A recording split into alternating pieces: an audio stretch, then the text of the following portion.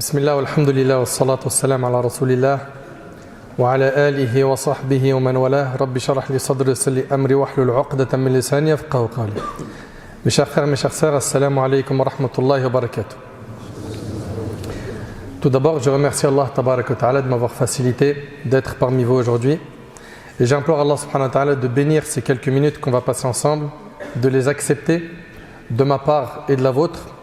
J'implore Allah subhanahu wa ta'ala de récompenser mon frère Farid Mounir, les responsables de la mosquée, pour cette invitation et pour ce souci qu'ils ont de faire vivre la mosquée. Fajazahumullahu khair, qu'Allah subhanahu wa ta'ala les inonde de bienfaits et qu'Allah subhanahu wa ta'ala vous récompense grandement pour être venu aujourd'hui à la mosquée pour écouter le rappel d'Allah. Car c'est le moyen le plus efficace pour pouvoir augmenter sa foi, augmenter ses connaissances religieuses. Et aujourd'hui, avec l'aide d'Allah tabaraka wa ta'ala, on va traiter un sujet qui est très important, qui est méditons sur la création d'Allah. Méditons sur la création d'Allah. Mon frère, ma sœur, imagine un jour que tu te retrouves face à un tableau magnifique.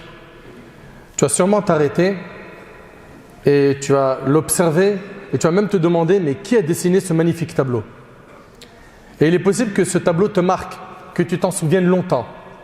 S'il en est ainsi des tableaux qu'ont dessinés les êtres humains, qu'en est-il des magnifiques tableaux qu'Allah tabaraka wa ta'ala a créés et a disposés partout autour de nous?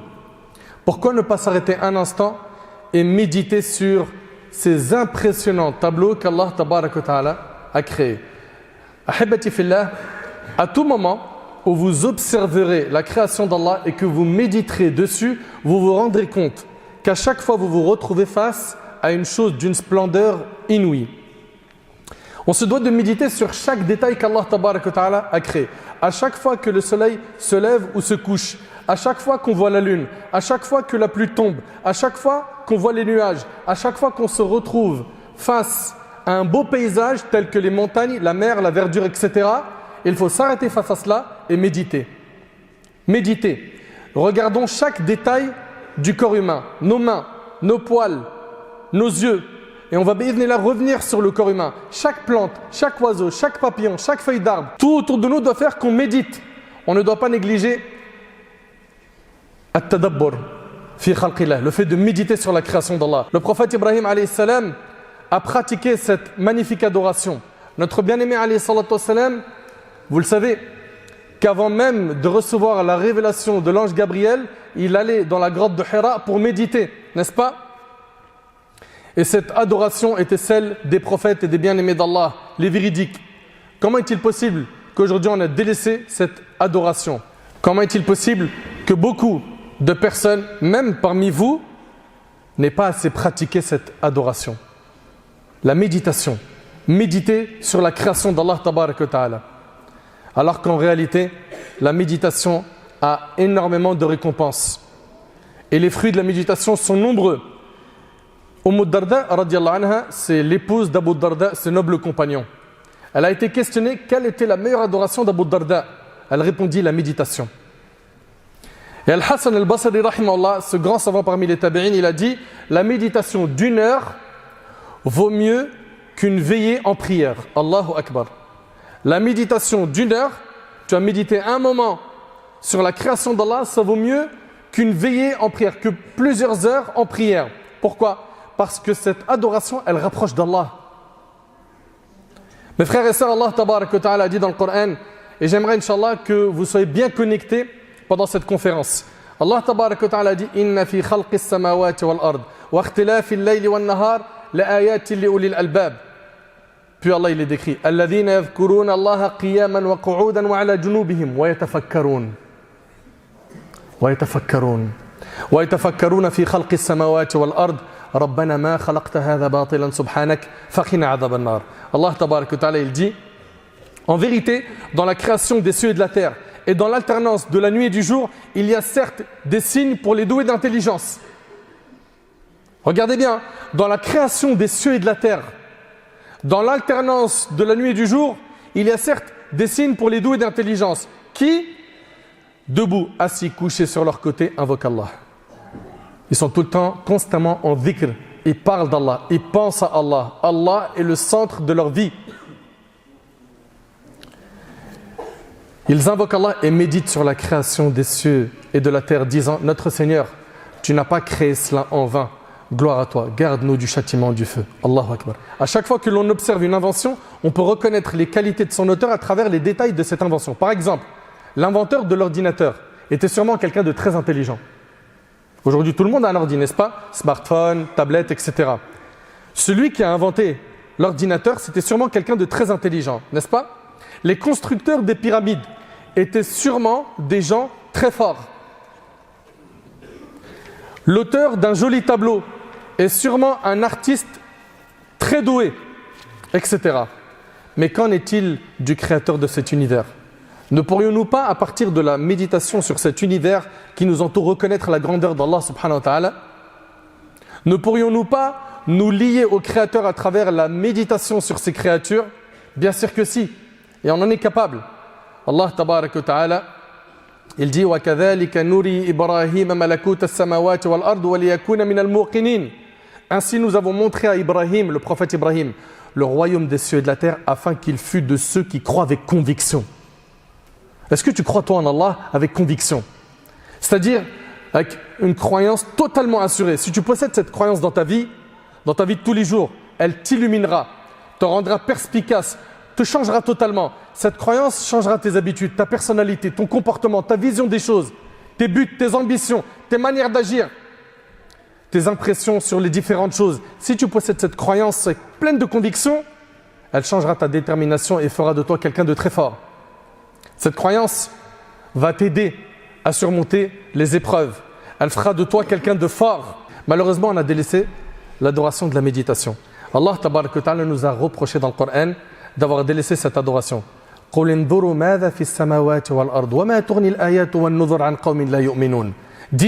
regardez, Allah subhanahu wa ta'ala, il dit quoi? Dis, regardez ce qui est dans les cieux et sur la terre. Mais ni les preuves, ni les avertisseurs, c'est-à-dire les prophètes, ne suffisent à des gens qui ne croient pas.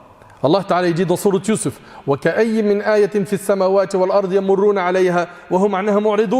et dans les cieux et sur la terre, que des signes auprès desquels les gens passent en s'en détournant. Pourquoi tu ne médites pas la création d'Allah subhanahu wa ta'ala? Médite. Allah Ta'ala il dit également, Allah Azza wa Jalla nous dit également وَجَعَلْنَا السَّمَاءَ سَقْفًا مَحْفُوظًا وَهُمْ عَنْ آيَاتِهَا مُعْرِضُونَ. Et nous avons fait du ciel un toit protégé. Et cependant, ils se détournent de ces merveilles. Et Allah Ta'ala, il a dit أَفَلَمْ يَنْظُرُوا إِلَى السَّمَاءِ فَوْقَهُمْ كَيْفَ بَنَيْنَاهَا وَزَيَّنَّاهَا وَمَا لَهَا مِنْ فُرُوجٍ. N'ont-ils donc pas observé le ciel au-dessus d'eux? Comment nous l'avons bâti et embelli et comment il est sans fissure. Allah Ta'ala nous demande donc de méditer. Combien de fois nous nous sommes arrêtés devant un paysage en étant éblouis et émerveillés par la grandeur d'Allah? Combien de fois? Combien de fois nous nous sommes arrêtés devant un paysage et nos cœurs se sont mis à évoquer Allah subhanahu wa ta'ala, puis nos langues ont suivi et se sont mis à évoquer Allah subhanahu wa ta'ala. On se doit donc de méditer. La première chose sur laquelle on doit méditer, mes chers frères, mes chères sœurs, c'est la création de cet univers par Allah Azza wa Jalla à partir du néant. Allah tabarak wa ta'ala il dit Badi'us samawati wal ard. Allahu akbar. Il est le créateur des cieux et de la terre à partir du néant. Cela signifie que les cieux et la terre sont des chefs-d'œuvre qu'Allah tabarak wa ta'ala a créés. Regardez, subhanallah, venez on médite un petit peu. La lune tourne autour d'elle-même, n'est-ce pas? Et tourne autour de la terre. La terre tourne elle aussi autour d'elle-même et tourne autour du soleil avec la lune. Toutes les autres planètes tournent autour du soleil et tournent aussi autour d'elles-mêmes. Et leurs satellites, eux aussi, tournent autour d'eux-mêmes. Et tout ce système solaire, comprenant le soleil, la terre, la lune, les planètes, les satellites, les étoiles, tout cela appartient à notre galaxie qui est la Voie lactée. C'est l'œuvre de qui? Subhanallah, des gens comme Newton, qui ne sont pas des musulmans, ils ont dit quand on regarde et on médite l'univers, il est régi par des lois qui montrent qu'il y a une force qui est au-dessus d'eux, qu'il y a une force qui contrôle tout cela. Oui, effectivement, c'est notre Seigneur Allah Azza wa Jalla. C'est lui, Allah Tabarak wa Ta'ala, qui contrôle tout l'univers. Allah Tabarak wa Ta'ala dit Rabbus samawati wal ard wa ma baynahuma wa rabbul mashariq. Le Seigneur des cieux et de la terre et de ce qui existe entre eux, le Seigneur des levants. Allahu Akbar. Mes chers frères, mes chères sœurs, on a vu ensemble un verset où Allah subhanahu wa ta'ala il dit Badi'us samawati wal ard. C'est-à-dire il est le créateur des cieux et de la terre à partir du néant. Le mot Badi' ici renferme plusieurs sens. On en a 3 sur lesquels on va s'arrêter. 1, c'est celui qui a créé quelque chose à partir du néant. C'est-à-dire quelque chose qui n'existait pas auparavant. Et puis du néant, Allah subhanahu wa ta'ala, comme vous le savez, innama amruhu idha arada shay'an ay yaqula lahu kun fayakun. Son affaire à Allah consiste à dire à la chose soit et elle devient. Et vous le savez que inna Allah ala kulli shay'in qadir. Allah est capable de toute chose, n'est-ce pas? Et bien regardez bien, certes l'homme a inventé l'avion, mais il s'est tout d'abord inspiré de l'oiseau. Il a inventé la lampe et il s'est inspiré du soleil, etc. De plus, les inventions humaines ne cessent d'évoluer. Par exemple, prenons le premier avion et ceux qu'on a aujourd'hui, c'est les mêmes? Ils ont évolué, n'est-ce pas? Très bien. Donc on voit ici que ce que l'humain a créé est en permanente évolution, n'est-ce pas? Très bien. Contrairement à la création d'Allah qui, elle, n'évolue pas. Pourquoi? Allah tabaraka wa ta'ala a tout créé la première fois à la perfection. Allahu Akbar. Allahu Akbar. Subhanallah. Et d'ailleurs, s'il en est ainsi des cieux et de la terre, mais qu'en est-il du paradis qu'Allah a préparé pour ses serviteurs pieux? Allahumma rzuqna al-jannah ya Rabb. Deuxièmement, et ça c'est le deuxième point à retenir concernant le terme badi'a, celui qui est capable de créer une multitude d'espèces différentes appartenant à la même classe, c'est-à-dire à la même famille.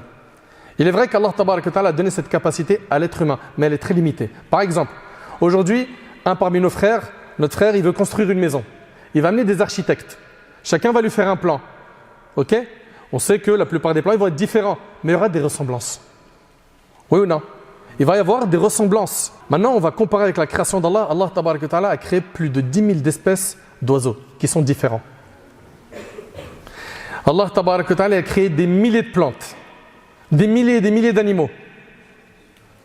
Et aujourd'hui, nous sommes presque 8 milliards d'humains sur Terre, n'est-ce pas?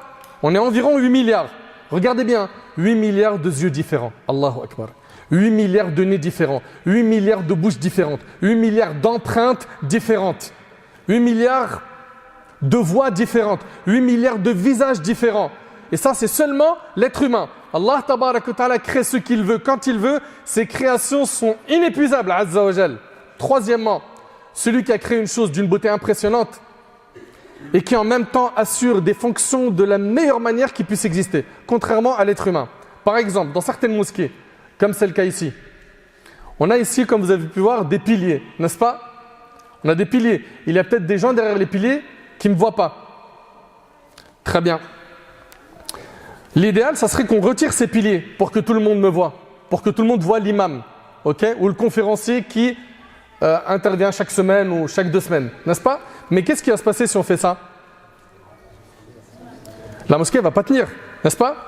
Très bien. On a donc préféré le côté pratique au côté esthétique, contrairement aux créations d'Allah qui sont non seulement magnifiques, mais en plus elles nous rendent service de la meilleure manière. Les nuages par exemple, qui sont magnifiques et assurent parfaitement leur fonction. Les montagnes, qui ont ce rôle de piquet pour raffermir la terre et qu'elle ne tremble pas. Si ces créations sont aussi belles, qu'en est-il de la beauté de celui qui les a créées? Il est le créateur des cieux et de la terre à partir du néant. Pourquoi est-ce qu'on ne ressent pas la grandeur d'Allah tabaraka wa ta'ala dans nos cœurs? Vous savez pourquoi? Je vais vous dire pourquoi. Parce qu'on s'est habitué à ces magnifiques tableaux. C'est vrai ou pas? Certains parmi vous, ils ont peut-être déjà fait des randonnées dans des forêts, ou ils sont partis dans des beaux parcs. Ça touche quasiment plus personne aujourd'hui d'être dans un endroit qui est très beau. Ou bien, peut-être en allant au bled, vous êtes retrouvé à la plage et vous avez assisté à un beau coucher du soleil. Ouais, c'est beau, ouais. 1 fois, 2 fois, puis après, ça y est, ça ne fait plus d'effet. Non. Ce qu'il faut maintenant, c'est de casser ce caractère normal-là. Vous voyez où on a normalisé un peu tout ça? Ça, il faut casser ce caractère normal. On devrait voir ces choses-là avec un autre œil. L'œil de celui qui voit ça pour la première fois. À chaque fois que tu regardes la création d'Allah, admire-la. Wallahi l'azim, je vous le jure par Allah, quand on est en randonnée dans une forêt ou un endroit, mais juste médite sur les arbres par exemple. L'arbre. T'imagines cet arbre-là que tu vois, il était dans une graine.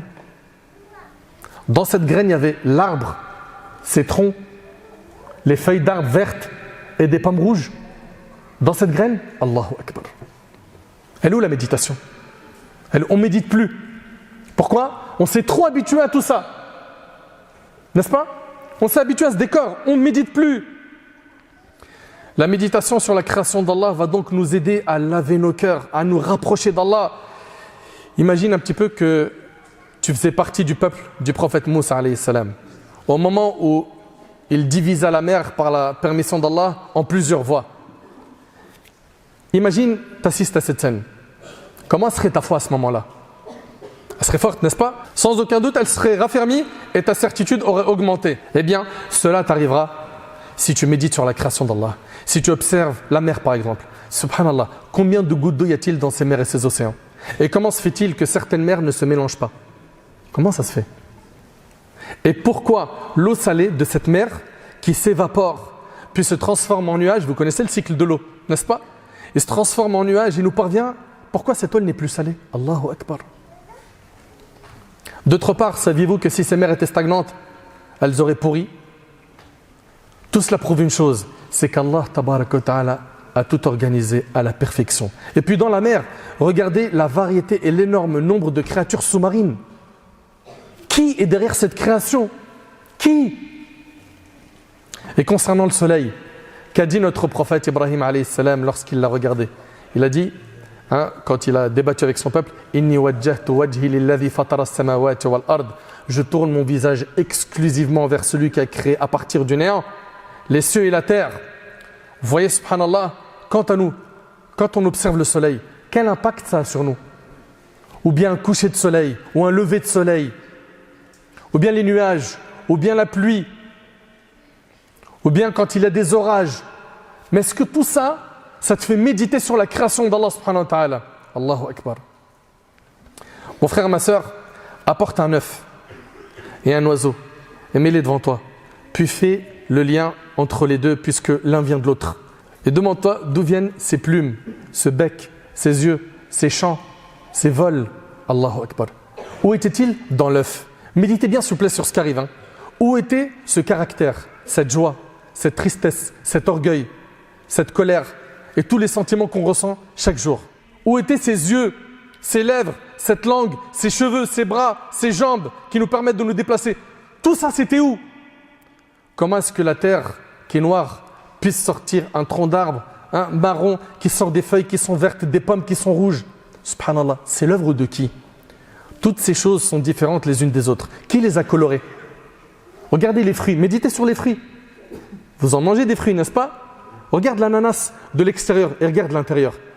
Regarde le goût qu'Allah tabaraka wa ta'ala a mis dans l'ananas. La mangue, regarde son extérieur. Regarde les kiwis, regarde la pastèque. Médite. Médite, subhanallah. C'est impressionnant. Allah tabaraka wa ta'ala a tout créé à la perfection.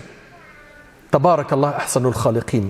Qui leur a affecté leur goût à ces fruits, leur odeur? Médite aussi sur cette graine qui, une fois plantée, fait sortir un palmier. Allahu Akbar. Vous avez vu le palmier, comment il est grand? Je ne sais pas, quand vous allez dans les forêts, vous voyez plein d'arbres. Ils étaient où? On ne médite plus. C'est pour cela que l'on se doit de réfléchir afin de ne pas s'isoler de la méditation sur ce qu'Allah tabaraka wa ta'ala a créé. Et je veux que tu te dises, si Allah tabaraka wa ta'ala a créé cet univers immense, c'est qu'il y a une raison. Il ne nous a pas créés comme ça pour manger, boire, consommer, mourir, finir dans un trou et puis ça y est, c'est terminé. Ou comme dans un jeu vidéo, game over. Non. Tu n'as pas été créé pour cela. Tu as été créé pour un but. Pour adorer Allah tabaraka wa ta'ala. Pour te soumettre à lui azza wa jal. Subhan al-Malik. Wallahi al-Azim, si seulement on méditait. Lorsque le prophète Ibrahim alayhi salam affronta son peuple, il leur a dit فَأَيُّ الْفَرِيقَيْنِ أَحَقُّ بِالْأَمْنِ. Lequel donc des deux parties a le plus droit à la sécurité? Ce qu'il a voulu dire, c'est moi je suis avec Allah. Je suis sur le chemin de la vérité. Comment vous voulez que j'ai peur? Et toi, mon frère, qui adore Allah tabaraka wa ta'ala, de quoi as-tu peur? Pourquoi est-ce que tu ne places pas ta confiance en Allah? Pourquoi tu as peur pour ta subsistance? Tu as le maître azza wa jal avec toi. Tu as peur de quoi?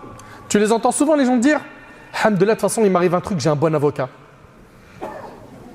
Je tombe, il m'arrive une galère, j'ai assez de contacts pour rebondir. Et le roi, Al-Malik, à quel moment tu l'as évoqué? À quel moment tu l'as cité?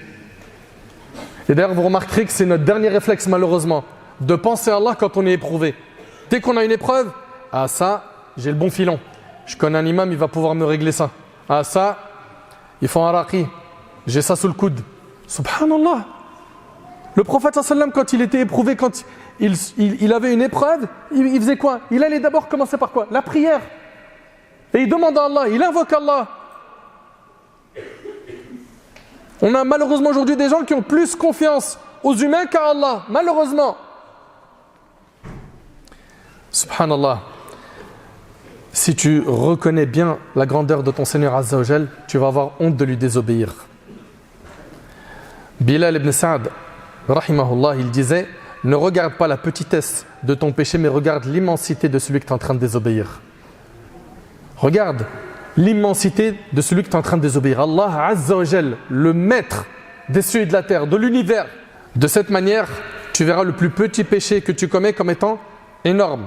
Et tu ne diras pas: c'est rien, c'est un petit péché. Et ce Seigneur Azza wa Jal qui a tout créé, mais lui qui est le puissant, il peut me châtier sur terre si je continue. Et vous savez que la personne qui persiste dans le haram, elle paye des factures sur terre. Celui qui persiste, c'est-à-dire il est là, c'est devenu un addict de péché, il est accro. Il y a des conséquences derrière les péchés. Ne pense pas que c'est sans conséquences. Sur terre, avant l'au-delà si tu ne te repens pas. C'est pour cela qu'il faut, Allah yabarik fikum, valoriser notre religion. Il faut vraiment revoir notre relation avec Allah subhanahu wa ta'ala. Et la méditation fait partie des points qui nous permettent de quoi? De reconnaître la grandeur d'Allah. Chaque chose a été créée avec sagesse et dans un but bien précis. Par exemple, nos mains. Imaginez avec moi que nos mains n'avaient pas été créées comme on les voit là ici. Okay? Imagine que ta main ne ressemble pas à ça. Essaye d'ailleurs de l'imaginer différemment. Tu vas avoir du mal, n'est-ce pas?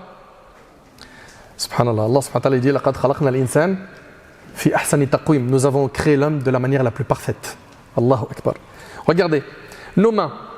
Imagine avec moi que nos mains n'avaient pas été créées ainsi. Imaginez qu'à la place de nos doigts, on avait des orteils du pied. Tout petit. On n'aurait rien pu faire avec. Tu peux rien attraper. Imagine que là ici, tu as des doigts de pied à la place des doigts de la main. Ok? Et si on n'avait pas de doigts? Et si on avait des doigts mais sans phalanges, sans articulation? Elle ne servirait à rien. Et si on avait les mêmes jolies mains, mais elles ne sortaient pas d'ici? Ok?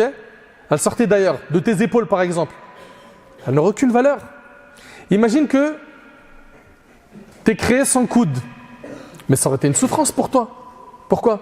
Imagine que tu n'as pas de coude. Ça veut dire quoi? Ça veut dire que pour manger, c'est soit quelqu'un il t'amène à manger et tu manges, soit tu mets ta bouche au sol et tu manges comme les animaux.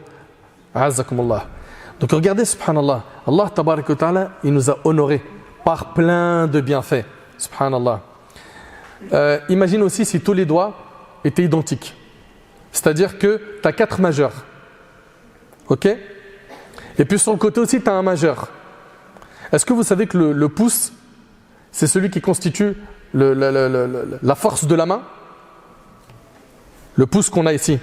Donc s'il n'était pas comme il est maintenant, on n'aurait rien pu faire, rien pu tenir avec nos mains. On se doit donc de réfléchir. Nos ongles, à quoi servent-ils? C'est parce que lorsqu'on attrape quelque chose, on force sur l'extrémité de nos doigts. Il faut donc que cette partie soit renforcée à l'aide d'une partie solide, à savoir les ongles. On remarque aussi que la peau du dessus de nos mains est très douce, alors que la peau de la paume, elle est rugueuse.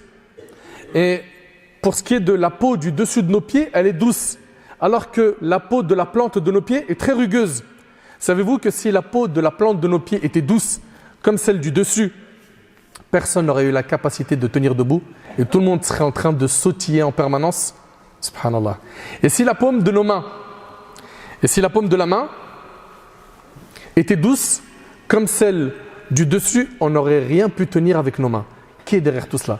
Et puis imaginez aussi les engins des chantiers. Ils ont mis du temps à faire ces engins dans les chantiers et tout pour construire, démolir, etc. Taïb. Les pelleteuses, par exemple. Pour lever le bras de cette pelleteuse, il faut appuyer sur un bouton. Pour faire avancer le bras, il faut appuyer sur un bouton. Pour descendre la pelleteuse, il faut appuyer sur un bouton. Pour ramasser quelque chose, il faut appuyer sur un bouton. Pour le déplacer, il faut appuyer sur un bouton. N'est-ce pas? Très bien. Donc cette opération, elle prend du temps. Maintenant, compare cette opération à un humain à qui tu lui demandes de prendre ses fleurs et de les déplacer. Tu viens, tu fais ça, hop, ça a mis combien de temps? Regarde comment Allah tabaraka wa ta'ala, il nous a tout facilité. Et puis, regardez, subhanallah. Savez-vous que pour bouger une seule phalange d'un de nos doigts, une seule phalange, ce sont des muscles et des muscles qui sont sollicités, plusieurs muscles pour assurer ce mouvement. Et pareil, pour remettre le doigt à sa place. Et à chacun de ces muscles est associée une veine qui lui fournit le sang dont il a besoin. Donc juste ton doigt, c'est quelque chose d'extraordinaire. Il est composé de 3 phalanges, de trois os. Il est d'une multitude de muscles, de veines, de nerfs, de vaisseaux sanguins.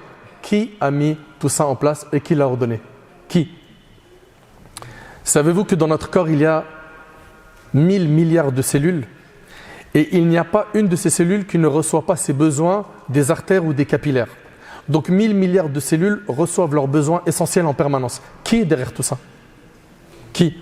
Toi, Zama, tu fais un entretien de ton corps, tu vas chez quelqu'un comme Speedy et tu fais une révision du corps. Subhanallah. D'autres choses qui méritent notre méditation.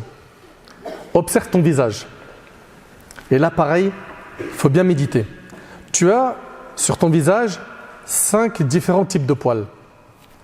Tes cheveux qui poussent vers où? Vers le haut.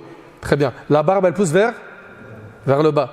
Moustache vers le bas. Très bien. Tes sourcils, ils sont dirigés sur le côté. Est-ce qu'ils poussent? Les sourcils? Non. Tes cils du haut remontent vers le haut. Tes cils du bas descendent vers le bas. Taïb. Maintenant, écoute bien. Imagine avec moi ton visage sans sourcils.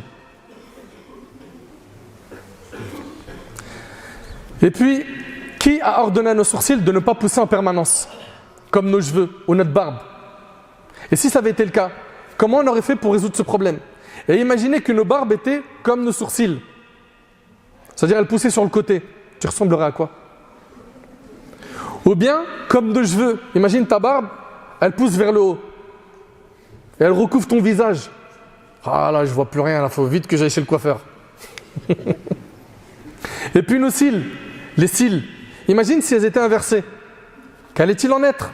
On aurait été très gênés, on n'aurait pas pu voir devant nous, n'est-ce pas? On se doit de méditer sur toutes ces choses-là.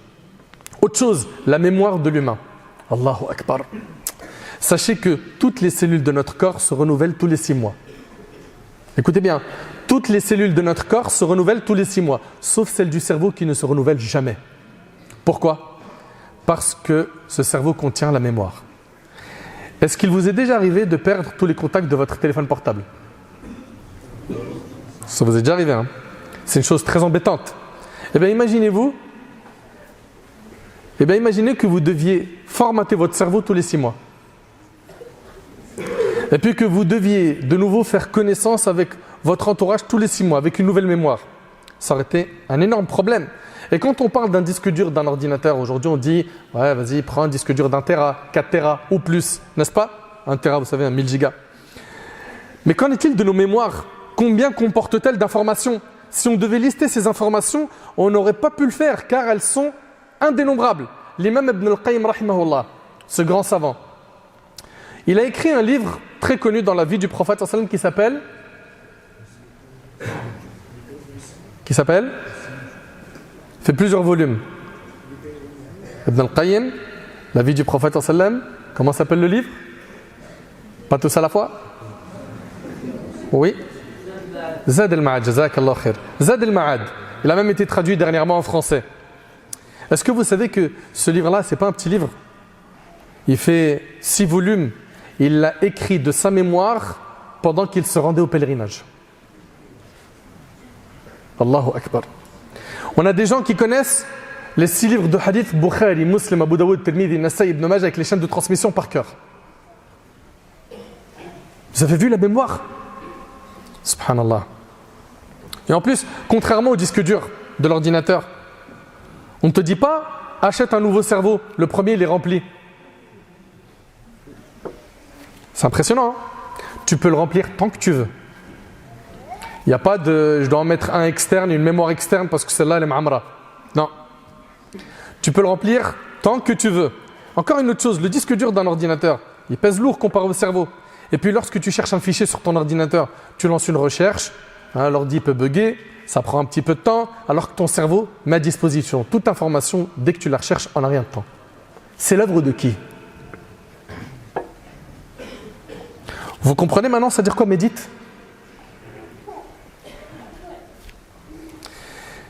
Méditons sur la sagesse d'Allah tabaraka wa ta'ala. Savez-vous ce que l'on gagne lorsqu'on médite sur la sagesse d'Allah azza wa jal?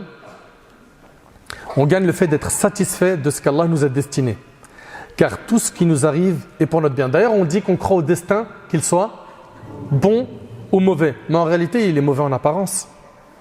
Le destin d'Allah, en réalité, il ne contient que du bien. Le prophète n'a-t-il pas dit « Ajaban li amril mu'min » qu'est étrange l'affaire du croyant, toute son affaire ne comporte pour lui que du bien.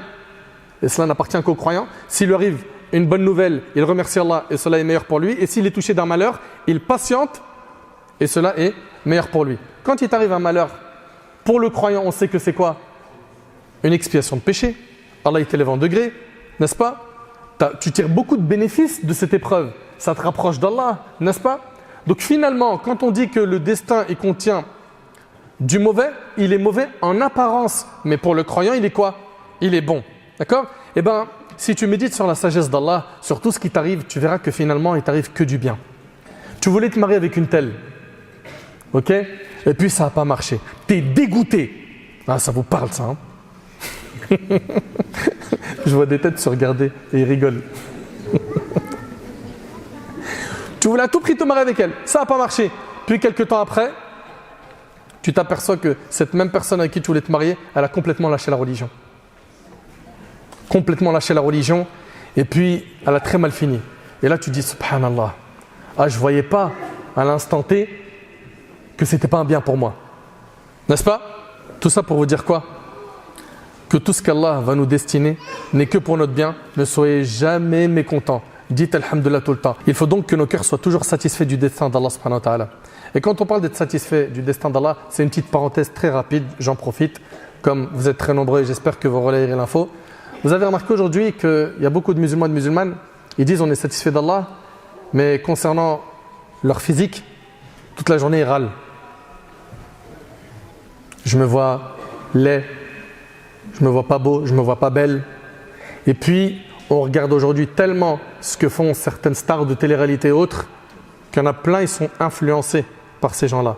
Résultat, en rapide pour faire des raccourcis, la multiplication des chirurgies esthétiques. C'est des gens qui ne sont pas satisfaits de ce qu'Allah leur a accordé. Le prophète il a dit, sois satisfait de ce qu'Allah t'a accordé, tu seras le plus riche des gens. Et c'est rapporté par Tirmidhi. Sois satisfait. Quoi, qu'est-ce qu'il y a? Ah, parce que tu préfères avoir telle forme que telle autre. Ok?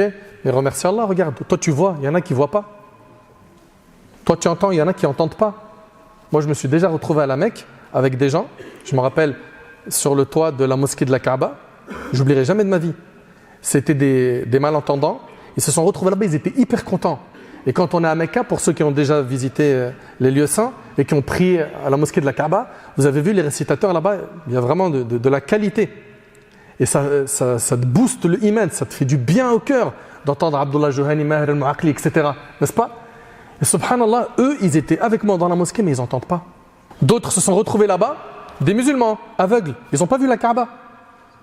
Je ne sais pas si tu imagines.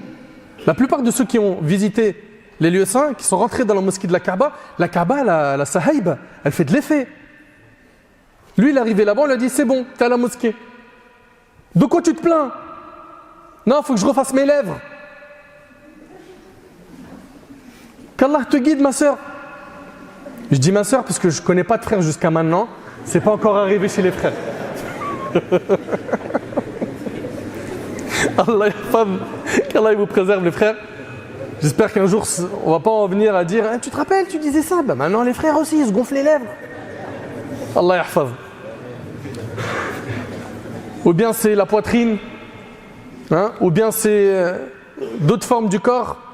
Attention, hein, pour ce qui est de la chirurgie, il y a deux types de chirurgie. La réparatrice, donc tu as une malformation, un défaut physique de naissance, okay, qui a besoin d'une réparation. Mais tout ce qui est embellissement, les chirurgies pour s'embellir, non, ça c'est interdit en islam. C'est interdit en islam.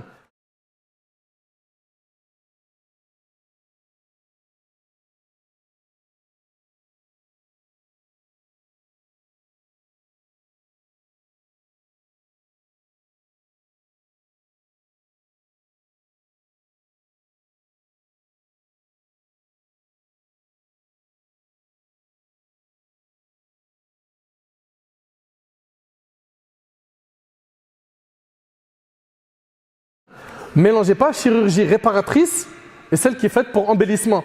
Ouais, mais moi je pense que pour moi, avant de penser, va consulter quelqu'un de science et dis-lui ce que tu veux faire, d'accord? Commence pas à te sentir savant ou savante et puis après tu fais n'importe quoi. Enfin, il faut qu'on apprenne à se satisfaire de ce qu'Allah Tabaraka wa Ta'ala nous a quoi? Nous a donné. Une parmi les choses que j'aimerais aussi qu'on médite, c'est lorsque vous êtes au bord d'un fleuve et puis l'oiseau là qui est en train de stagner au-dessus de l'eau, qui observe les poissons, puis au moment le plus opportun, d'un coup, en flèche, qu'est-ce qu'il fait? Il plonge son bec dans l'eau et saisit sa proie.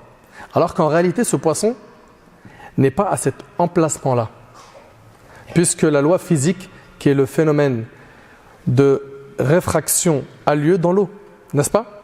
Mais qu'est-ce qui a appris à cet oiseau des lois de sciences physiques alors qu'il n'est pas parti à la fac, qu'il n'a pas fait l'école? Autre chose encore plus forte sur laquelle il faut méditer, dans les prés. L'aigle se place à une distance impressionnante du sol, puis d'un coup, il surgit sur sa proie comme une fusée, la capture et repart. Et l'aigle, subhanallah, il ne voit pas bien la nuit. Il voit très bien le jour, mais la nuit, il voit moins bien. Et Allah Azza wa Jalla, le Tout-Puissant, a créé des yeux qui sont capables de voir la nuit bien comme il faut, comme ceux des chats par exemple. Ok? Encore plus fort, Allah Tabaraka wa Ta'ala a créé des yeux qui voient sous l'eau, ceux des poissons.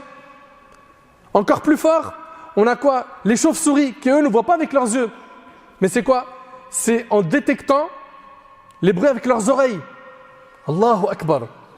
La puissance d'Allah Tabaraka wa Ta'ala, la puissance absolue d'Allah est au-dessus de toute chose, au-dessus de toute la terre et ce qu'elle contient.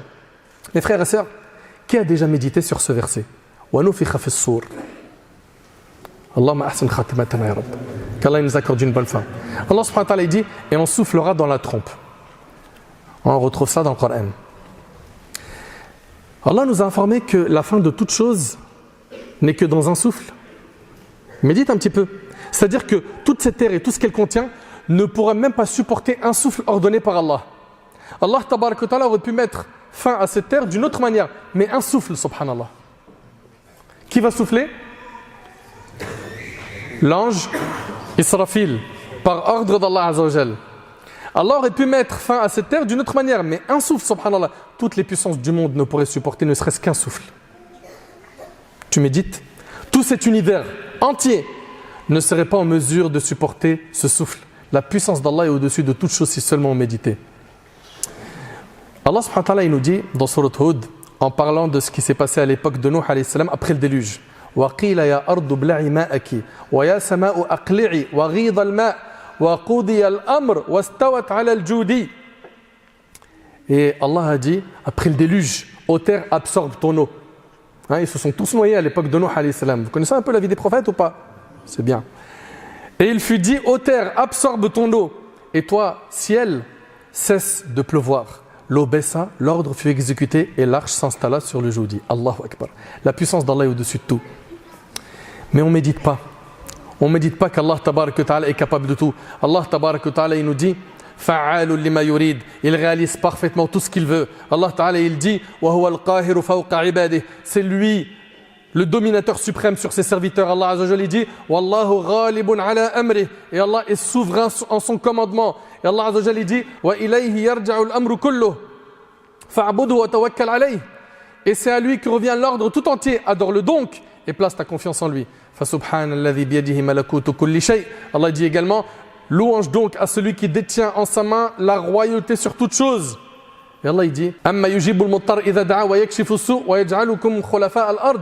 N'est-ce pas lui qui répond à l'angoissé quand il l'invoque? Qui répond à l'angoissé quand il l'invoque?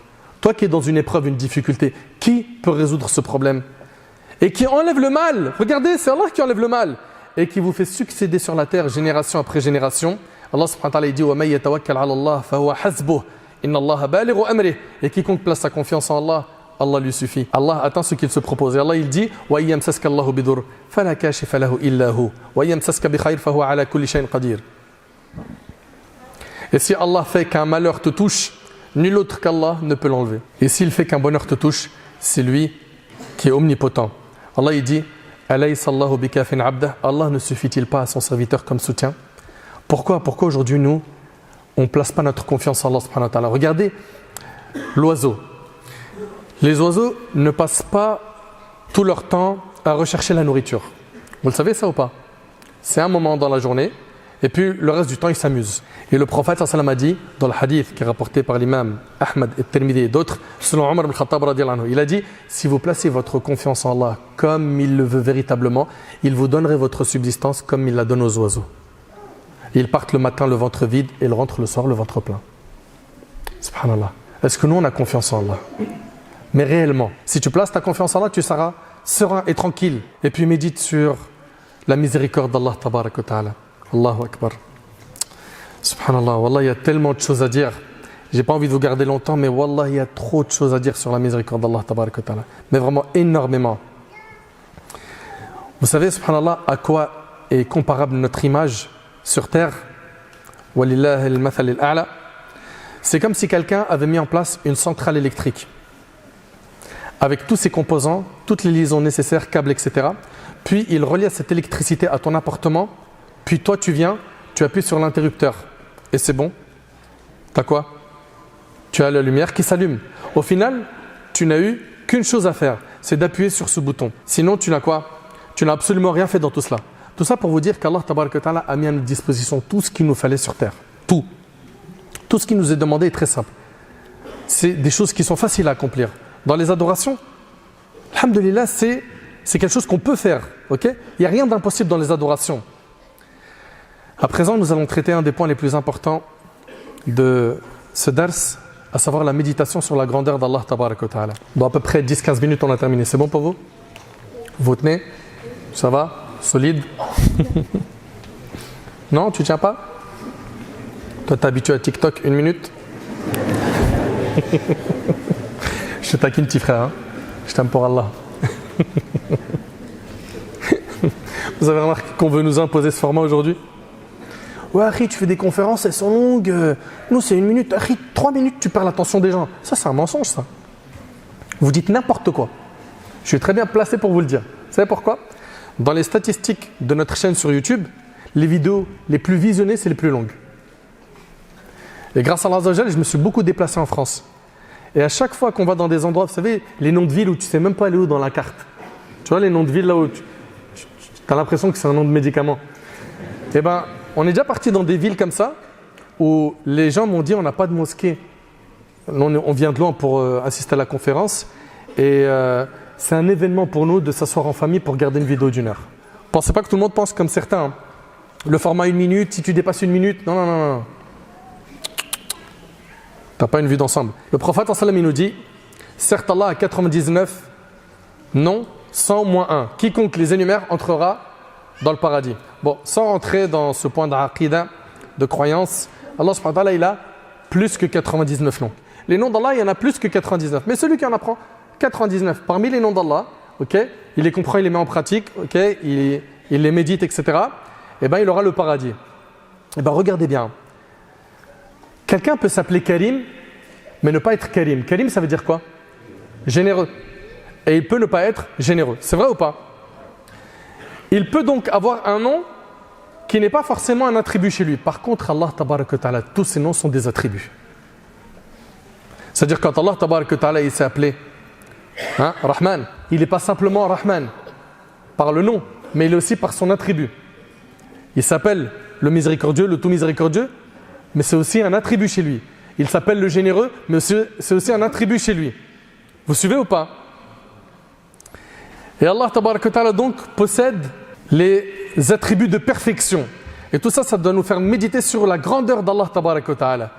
Et un verset que j'aimerais qu'on médite ensemble, que vous connaissez tous par cœur. Allah tabaraka wa ta'ala il dit: Allahu la ilaha illa huwa al-hayyul qayyum la ta'khudhuhu sinatun wa la nawm له ما في السماوات وما في الأرض من ذا الذي يشفع عنده إلا بإذنه يعلم ما بين أيديهم وما خلفهم ولا يحيطون بشيء من علمه إلا بما شاء وسع كرسيه السماوات والأرض ولا يؤوده حفظهما وهو العلي العظيم. Très bien. Allah, point de divinité à part lui. Ici déjà, regarde bien, il n'y a pas un roi qui peut prendre son royaume. Allah subhanahu wa ta'ala, personne ne peut prendre son royaume, contrairement aux rois sur terre qui, comme vous le savez, ils peuvent perdre leur royaume. Allah, quant à lui, personne n'est capable de prendre son royaume. Le vivant, celui qui subsiste par lui-même, Al-Qayyum, le vivant, qui ne meurt jamais, qui ne tombe pas malade, qui ne meurt pas. Il est le vivant qui ne meurt jamais. Al-Qayyum, c'est celui qui gère la vie de chaque personne dans son royaume. Et il n'a besoin de rien le concernant. Non, on a besoin de manger, on a besoin de dormir, on a besoin de boire. Allah tabaraka ta'ala n'a pas besoin de tout cela. Il gère la vie des humains, des animaux, sans qu'il y ait une affaire qui l'occupe d'une autre affaire. Il entend les gens l'invoquer en même temps, même si c'est dans des langues différentes, et le fait d'entendre les uns ne l'empêche pas d'entendre les autres. Allahu Akbar. Subhanallah. Contrairement aux rois sur terre, qui eux sont incapables de s'occuper de tout le monde. D'ailleurs, des fois, un roi sur terre, il peut ne pas être capable de s'occuper de ses propres affaires. Il tombe malade, il est au lit, il ne bouge plus. Mais regardez, le roi, Allah Azza wa Jal, lui, subhanah, il s'occupe de tout le monde. Subhanallah. La ta'khudhu sinatun wa la nawm. Ni somnolence, ni sommeil ne le saisissent. Allah ne dort jamais. Il surveille son royaume en permanence. Si tu as cela dans ta tête, tu vas faire attention à tes actions. Tu vas faire attention à ne pas désobéir à Allah subhanahu wa ta'ala quand tu es tout seul dans ta chambre. Parce que souvent en public, on arrive à faire des efforts, afficher une belle image. Je suis pieux, je suis dans la religion. Mais quand tu es tout seul devant ton smartphone, quand tu ouvres les applications sataniques et que tu commences à faire ça sur les vidéos, tu regardes quoi? Tu t'arrêtes sur quoi? Tu likes quoi? Tu partages quoi? T'aimes quoi? Allah ne dort jamais, il surveille son royaume en permanence. Si tu as cela en tête, j'ai dit que tu feras attention à tes actions. Et en même temps, tu seras en sécurité. Contrairement aux rois sur terre qui dorment et il arrive que des choses se passent dans leur royaume et ça les échappe. Oui ou non? À lui appartient tout ce qui est dans les cieux et sur la terre. Aujourd'hui, quand tu vois quelqu'un, il a une grande villa, ok, à Dubaï ou à Marrakech, regarde, il a une villa piscine, il est bien, mais il n'en a pas qu'une. Apparemment, il en a deux. Et tu as vu les bolides? Il les collectionne. Il vient de sortir là le dernier Lamborghini, et puis il a ceci, et il a cela, et ceci et cela. Ça vous impressionne de voir 3-4 choses qui appartiennent à un humain? Mais regardez, Allah subhanahu wa ta'ala il dit Lahu ma fi samawati wa ma fil ard. Tout ce qui est dans les cieux sur la terre lui appartient. Tout. Azza wa Jal. Qui peut intercéder auprès de lui sans sa permission? Quand Allah décide d'une chose, personne ne peut venir changer sa décision. Il n'y a pas une personne qui puisse le faire changer sa décision. Il connaît leur passé et leur futur. Allah connaît le passé, le présent et le futur. Allah, il a la connaissance parfaite de toutes choses. L'humain, sa connaissance a été précédée d'une ignorance. Wallahu akhrajakum min butuni ummahatikum la ta'lamuna shay'a. Allah vous a sorti du ventre de vos mères, vous ne connaissez rien. Mais Allah tabaraka ta'ala, il a toujours été alim. Sa connaissance n'a pas été précédée de quoi? D'une ignorance. Azza wa Jal.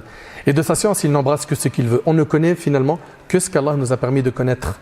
Et Allah il nous rappelle wa ma utitu min al-ilm illa qalila. Et vous n'avez eu que peu de connaissances. Arrêtez de vous enorgueillir. Arrêtez, je vois des gens comme ça, ils sont là toujours moi, c'est grâce à moi. Moi, t'as vu, tu le sais, je suis un ancien. Toi-même tu sais, c'est le talent.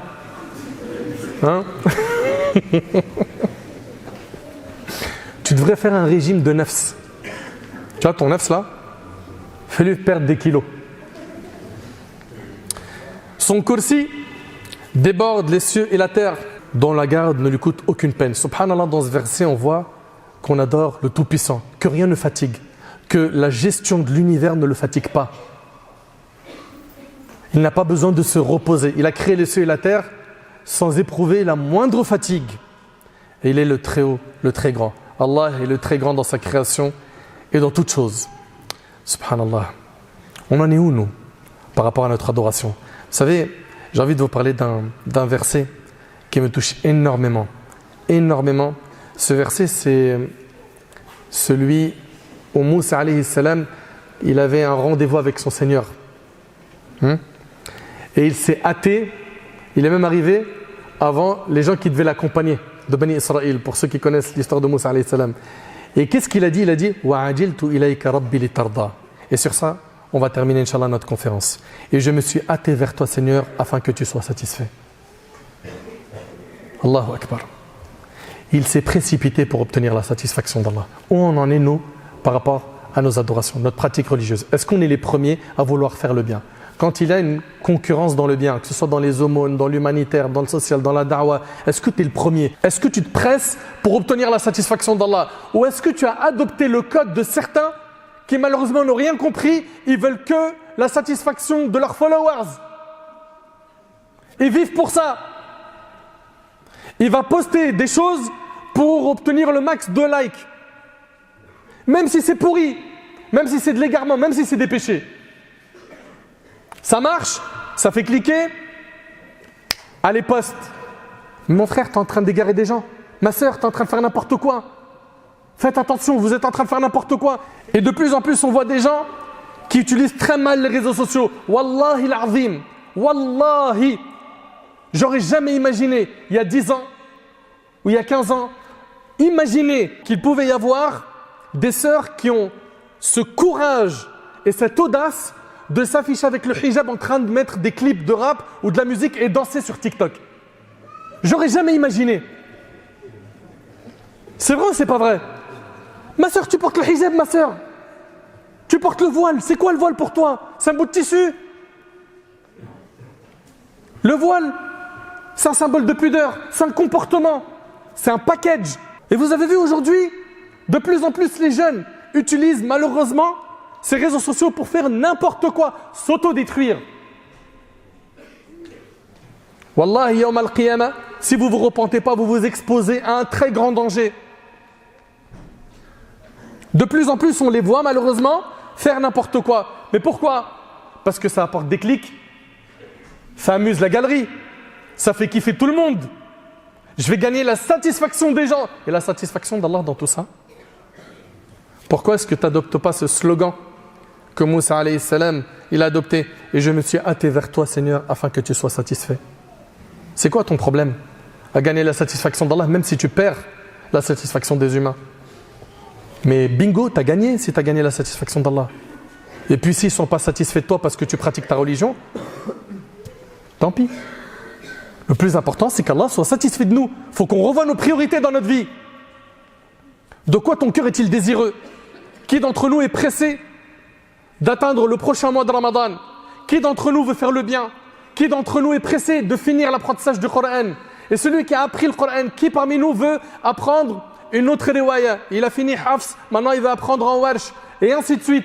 Qui d'entre nous veut se concurrencer dans l'apprentissage des hadiths, dans le fait de faire la da'wah, d'appeler à Allah? Je vous vois aujourd'hui, vous êtes en train de solliciter les imams dans les commentaires et qu'Allah il vous récompense. Ça se voit que vous avez énormément de bien et vous voulez voir les imams se déplacer dans vos mosquées. On aimerait bien voir un tel et un tel et un tel qu'on suit sur YouTube, Insta, etc.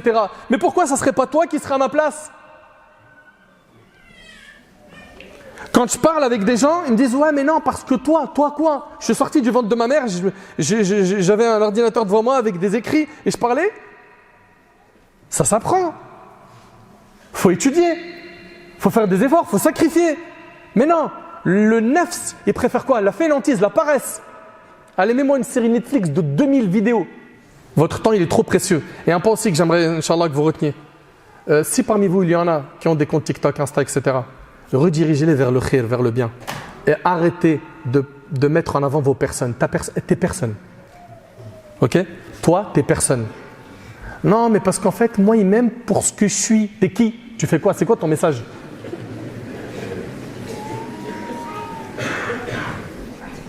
On va voir une parmi nos sœurs, regardez bien, une parmi nos sœurs qui va dire « Ouais, voilà, je me prends en story pendant que je fais ma séance de sport.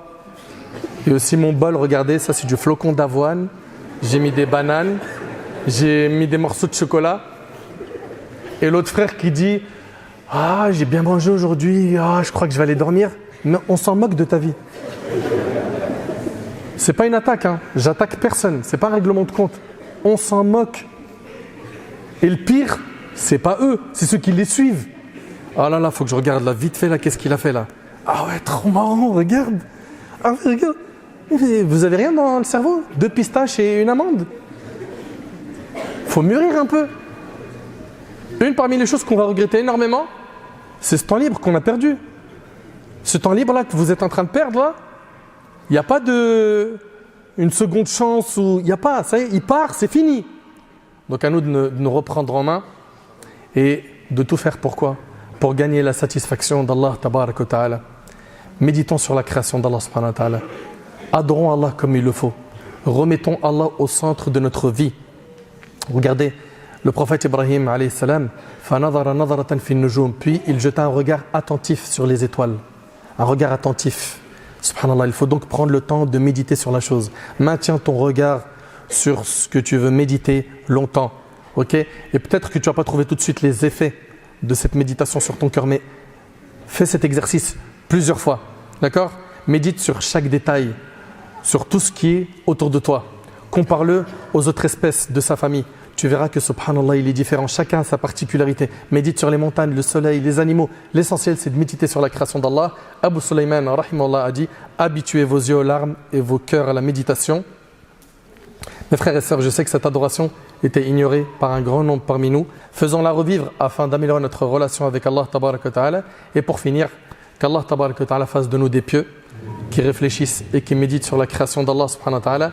صلى الله سبحانه وتعالى أن ينفعني بما قلت وينفعكم بما سمعتم هذا والله أعلم سبحانك اللهم بحمدك أشهد أن لا إله إلا أنت أستغفرك وأتوب إليك وآخر دعوانا أن الحمد لله رب العالمين